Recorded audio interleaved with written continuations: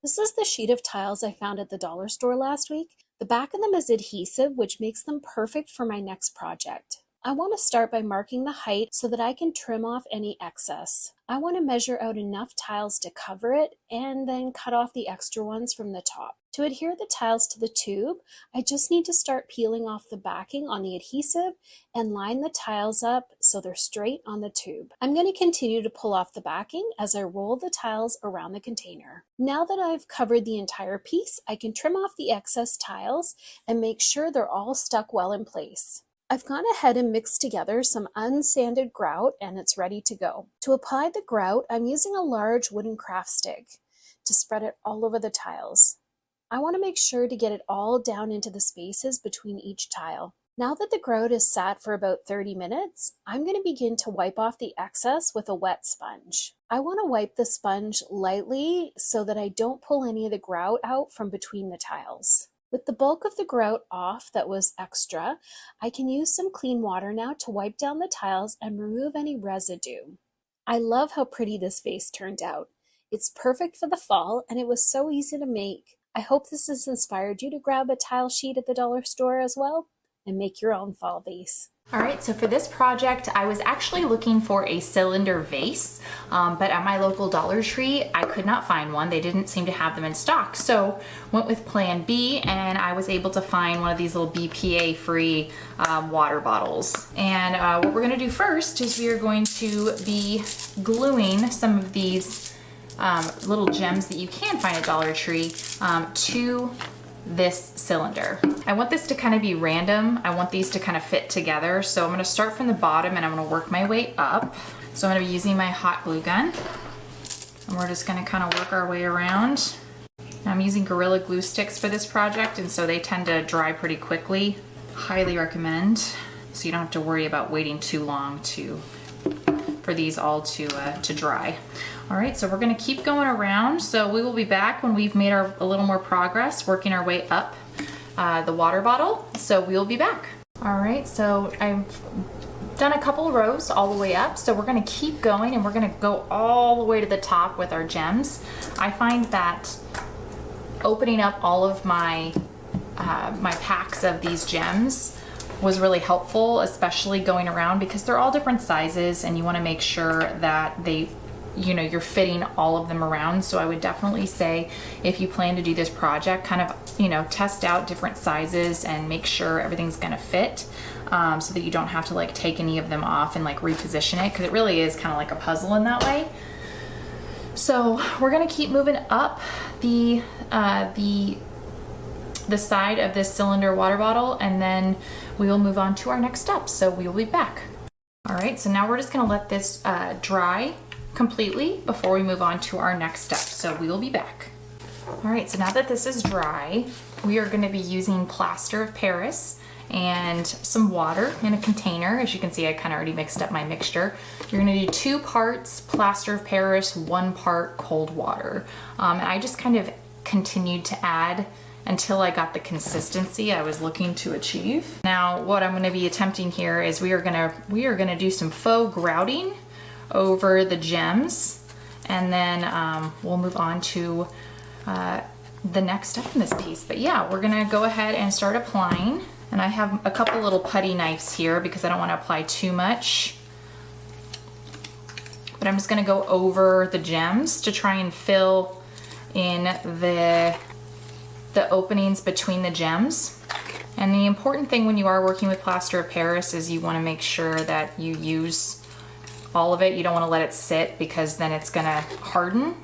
So I'm gonna go ahead and continue to work this on around the water bottle. All right, so now that our vase, as you can see, this is a vase, formerly a water bottle. Now that this has dried, I actually went back in and added a little bit more to some areas around the top since I had this kind of upside down. So now what we're gonna do is we are gonna be sanding like crazy. So I've got multiple, I got a sanding block. These are 220 sheets of sandpaper. I'm actually using some of my sanding discs from a recent project as well, which are a little bit rougher, so they'll take more of this off.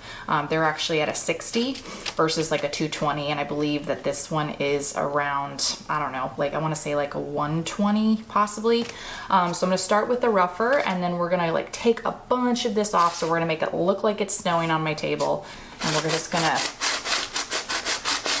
sand away.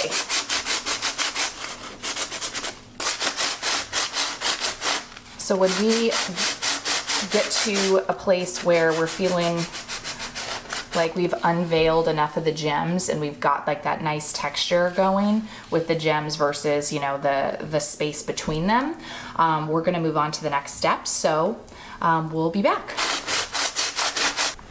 All right, so now I'm at a place where I feel really happy with the texture I'm seeing, and I'm ready to move on to the next step, which is painting. And this is probably one of my favorite chalk paints. I do want this to have a matte finish to it, so we are going to be using some chalk paint. You can always use spray paint as well. That is an option.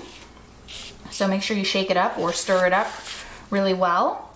I'm going to use the stuff out of the cap first. Make sure all the excess is off. We are going to paint.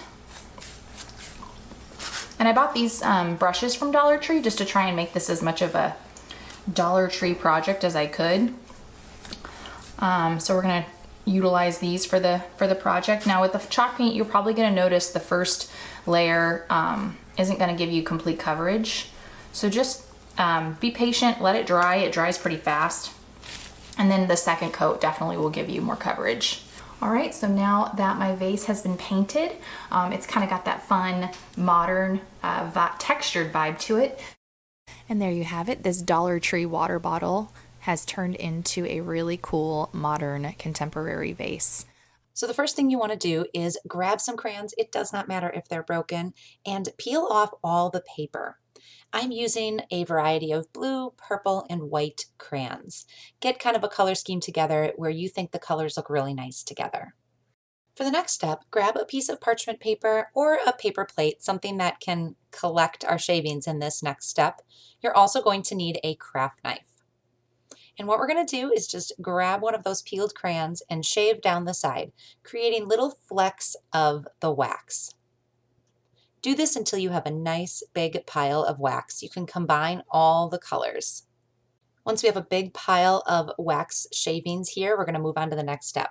So move this off to the side. I am using a Dollar Tree vase for this project and a heat gun. You can also use a blow dryer if you don't have a heat gun. Now we're going to heat up this vase. So I'm using an oven mitt here on one of my hands, the one that's going to be holding the vase, because it does get a little hot. So just be careful here. So what we're going to do is heat up the vase so the glass gets warm. Not too hot, but just nice and warm. Now the goal behind this is to add the crayon shavings to the glass to create a speckled look.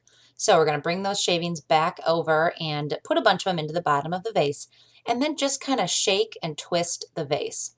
The crayons have a pretty low melting point, so they're going to stick to the warm glass. Then with the crayon shavings in the vase, we're going to use the heat gun again, constantly moving the vase to warm up the glass. As you turn it, you're going to see the shavings stick to where you want them. You can put more heat on certain areas if you want them to clump together a little bit more. Every now and then you can take the vase and just shake it up a little bit. What I love about this technique is that you can make all different types of vases depending on what color crayons you choose and how much you choose to melt the wax. If you hold the heat and concentrated it in one area for a long period of time, you're going to get some more blending of colors. I am using this vase as a decorative piece with some other purple colored items in my office, but this can also be functional. You could add faux flowers or lights to something like this to really add a nice pop of decorative color to your home. So I hope this inspired you to go use up some of those old crayons and make a very unique speckled vase. Thanks for watching. We'll see you next time.